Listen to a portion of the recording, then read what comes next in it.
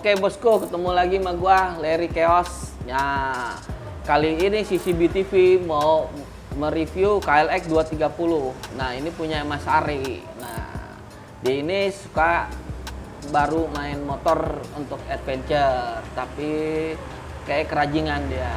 Oke, sebelum itu jangan lupa subscribe, share, like di channel, komennya jangan pedas-pedas.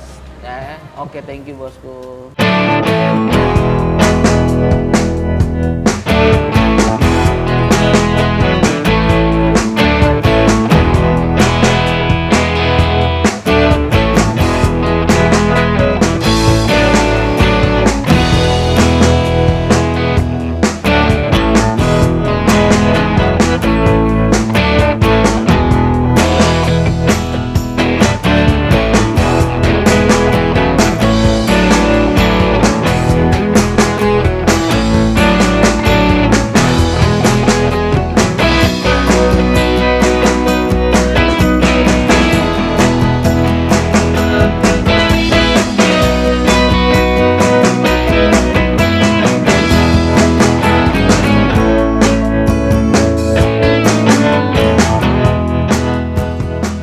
Oke bosku, nah tadi kan lo habis lihat motornya tuh, ya lihat-lihat sekilas, nanti untuk lebih detailnya nanti lo lihat lagi.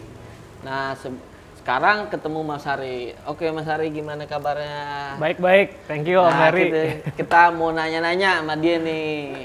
Dia kan sibuk, dia dulu mainnya Moge punya CB650 ya. Nah, kita mau nanya nih, kepikiran kok beli motor dual purpose. Terus jatuhnya di KLX 230, itu gimana awalnya Mas?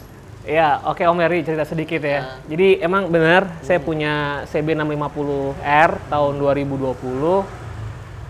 Kenapa pengen ambil motor ini? Itu gara-gara teman saya gitu ya. Diajakin touring tapi nggak pernah dikasih tahu rutenya kemana gitu kan. Tiba-tiba blusukan, tiba-tiba yang memang genrenya cafe racer, ketemu jalan, diajak jalan batu, gravel, jebol tuh knalpot. Bener-bener deh, thank you ya Om Kunto ya. Nah jadi kenapa ambil KLX 230 ini, menurut saya ini motor dual purpose yang budgetnya masuk, tapi reliability-nya oke banget. Oke. Gitu. Berarti sebelumnya udah browsing tentang semua spek motor, mulai dari Honda, Yamaha, habis mulai dari cc 150, 250, 230, ketemunya inilah gitu. Iya. Oh. Udah browsing sih Om. Terus? Gitu. Nah jadi saya kan emang seneng torsi juga ya Om ya. 250 menurut saya ya izin istrinya kan nanti lumayan susah kan ya. Karena harga lu tahu sendiri gitu. Nah, terus mau ngambil yang 150, kayaknya dengan bodi kayak saya yang berat begini nggak dapet torsinya. Naik panda. Jadi ambilnya 230 dan ya udah dicoba nih. Sekarang udah kilometer 1.300. Tapi 1.300-nya bener-bener udah yang jalan yang aneh-aneh gitu kan ya. Lumayan sih, nggak pernah ada masalah sama sekali. Terus ngomong-ngomong dia jatuh berapa kali? Ini saksi hidup bohong, lah. Bohong, kalau naik trail nggak jatuh tuh bohong. Lu jago gimana, pasti jatuh. Pasti. Ini waktu lewat rute Cikaniki ya Om. Ini rekor sih. Jadi saya sama teman-teman jok motor waktu itu, teman-teman deket gitu kan ya. Itu jatuh sampai 5 kali Om. Jadi udah kayak lebih daripada minum obat gitu kan ya. Jatuh 5 kali. Alhamdulillah. Gak apa-apa. Thank you nih Om Larry. Customnya dari sisi ban juga setang ini nggak ada yang bengkok gitu ya. Ya paling cuman miring-miring dikit lah, wajar ya kan bekas jatuh. Ya namanya kalau motor dipakai lah, jangan buat dipajang. Dinikmatin ya Om ya. Iya. Gitu.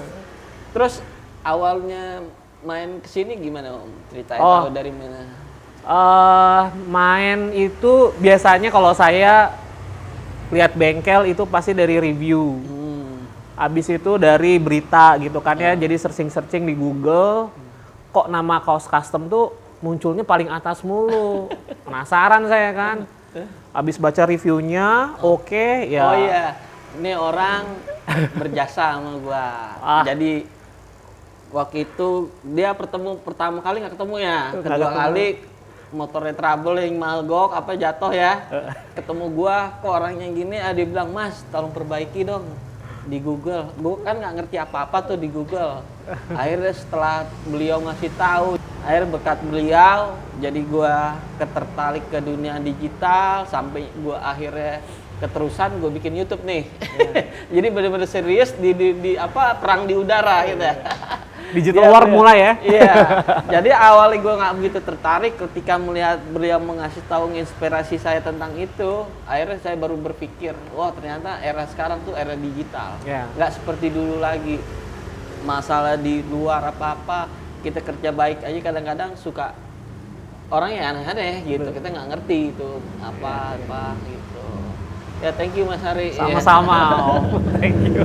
Jadi banyak customer yang tahu, yang review, tapi nggak pernah ngasih tahu. Cuman dia yang bisa ngasih tahu ke saya. Dia yang sebelumnya dia banyak yang review bagus, tapi nggak tahu. Oh, ternyata itu penting. Terus Mas, gimana Mas?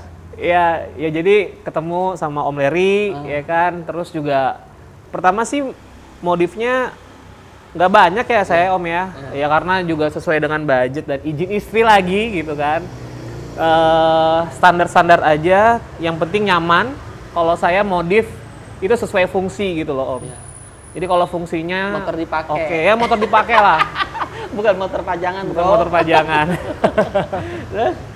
Ya budget nggak usah disebut ya Om ya, relatif lah ya. Tapi paling saya ganti kaki-kaki waktu itu sama Om Leri, habis itu setang sama handguard, sama selang rem aja sih. Nggak ada yang aneh-aneh, nggak mahal-mahal. Jadi kalau teman-teman nanti mau punya KLX 230, ke Kaos Custom aja deh. Cia, iklan. Iya. Nggak dibayar. Nggak dibayar kok gua karena I'm happy sama servisnya Om Leri gitu kan. Lihat review gua, karena saya juga reviewer kan Om gitu. Iya. Jadi nanti lihat review gua, oke kok. Di sini untuk servis sama apa namanya upgrade-nya. Oh iya bosku, Om Ari ini kan ya lumayan posisinya. Dia kadang-kadang karena tekanan pekerjaannya banyak, habis itu suntuk apa-apa, dia suka jalan sendiri naik motor ini aja baru pulang dari Pelabuhan Ratu, dia udah 2 hari. Iya. Itu gimana Om ceritanya gimana kalau itu? Ya salah satu ngilangin stres kan kita touring ya.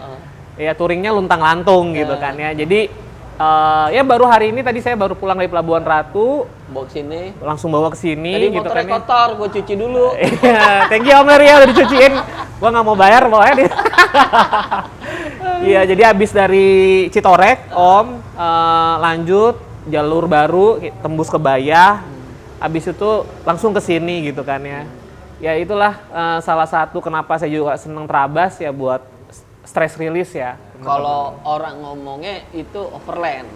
Kalau Trabas itu dia pokoknya adventure 1821 dia. Kalau ini overland termasuk cross country lah. Cross country. Lebih. Cuma kalau Trabas dia sendiri masuk hutan hebat bener. Nggak berani juga sih. Nggak berani juga. Om, kan teman-teman kan biasa kan dulu grupnya moge. Sekarang berubah jadi motor enduro, cross country gini. Terus gimana rasanya Om? Sama dari teman-teman tuh ngeliatnya gimana? Oke. Kalau menurut saya sih kayaknya tadinya pakai cafe racer, terus punya satu lagi tambahan gitu ya, main enduro. Ini ngungkapin skill sih sebenarnya. Jadi sebenarnya motor-motor trail kayak gini tuh bagus banget nih Om buat tingkatin balance, abis itu core gitu ya. Jadi balance kita main motor tuh abis dari trail enduro ini ke cafe racer, moge gitu makin mantep sih bawanya. Jadi speednya makin dapet gitu ya, tapi juga skillnya dalam cornering ya. Saya sering ngesot-ngesot dikit nih motor. Iya, ngesot-ngesot. Jadi sekarang kayaknya udah makin berani gitu loh Om. Gitu. Iya, udah tambah pede bro. Tambah pede, bener. Biasa motor ngesot-ngesot nih, anteng, gaspol. Terus gimana Om? Ada sensasinya nggak naik motor ginian nih? Tapi kan ini motor nggak bisa kenceng-kenceng banget seperti apa? Moge. Ya. Cuman dia lebih bisa kenceng mungkin di dalam-dalam gitu. Iya. Sensasinya gimana beda? Iya, mungkin sensasinya lebih ke ini ya Om Larry ya. Kalau moge, saya belum dapat sensasinya paling ya kalau lagi kecepatan tinggi aja. Tapi kalau naik enduro, itu kena panic attack sebenarnya. Kayak kemarin itu, jadi saya pernah tuh jalur, lihat jalurnya makadam. Makadamnya nggak cuma 1 kilo, 2 kilo, itu sampai 7,5 kilo, sampai 10 kilo. Stres saya sebenarnya, jadi lebih ke panic attack sebenarnya. Karena kalau ini jatuh gitu ya, teman-teman, itu langsung kena badan kan Om. Secara saya nggak pakai full gear. Jadi yang penting gas terus. Gas terus pokoknya. Om, ini kan setelah dimodifikasi, tadi kan awalnya udah pernah nyobain tuh standar. Abis itu dimodifikasi, itu efeknya seperti apa Om? Oke. Bicara efek nih, sebelum itu kan saya juga selalu konsultasi sama Om Larry kan, apa sih yang terbaik gitu kan ya. Karena memang karakter saya maunya enduro, sensasinya setelah dimodifikasi sama Om Larry, kita juga dikasih tahu, ini saya dapat balance sama Om Larry. Jadi di jalan on roadnya dapat, semi off roadnya dapat gitu loh. Jadi confidence-nya saya yakin sama motor ini. Ya cc-nya nggak gede tapi kok reliable banget gitu loh, nyaman lah istilahnya. Itu sih yang saya dapetin. Karena bawaan pabrik itu kemungkinan besar untuk di jalan yang hancurnya. Tapi kan kita selama kita jalan tuh nggak mungkin kan. Di Jakarta tuh jalan hancurnya juga jalan. Mungkin untuk udah mau di lokasi baru kita pakai spek yang standar itu bagus. Tapi untuk dari titik sini ke lokasinya, nah itu yang kita agak-agak kalau pakai standar agak-agak Ya. nah, ya kan, gitu. Makanya Lumayan gel lah dikit. mau lari kenceng salah, mau nggak kenceng kagak pan nyampenya. Iya, betul. Jadinya balance sih, Om Larry, thank you. Nah, ini motor kan sebenarnya 230 ini benar kata Mas Ari ini pas. Karena kalau cc 150 itu kita terlalu banyak upgrade, mulai dari kaki-kaki sampai mesin. Kalau ini mesinnya udah nggak perlu. Kalau 250 mungkin keberatan sama ini. Nah speknya kan ini cuman orang Indonesia ini kan posturnya kan nggak seperti orang luar negeri. Dia tinggi besar. Kalau Indonesia kan semampai. Semeter nggak sampai. Iya. Jadi ya kita turunin dikit peleknya dari 21 ke 19. Belakangnya kita 17. Tapi untuk kenyamanan lebih nyaman itu karena saya belajar dari BMW GS. Kenapa BMW GS 1200 itu 19 karena lebih nyaman buat di cross country juga enak, di on road juga enak gitu. Oke bosku, tadi kita sudah nge-review motornya, dengerin orangnya bawa motornya kemana-mana. Yaudah jangan lupa subscribe, like, share di channel CCB TV, Chaos Custom Bike TV. Jangan lupa gas terus. Thank you bosku.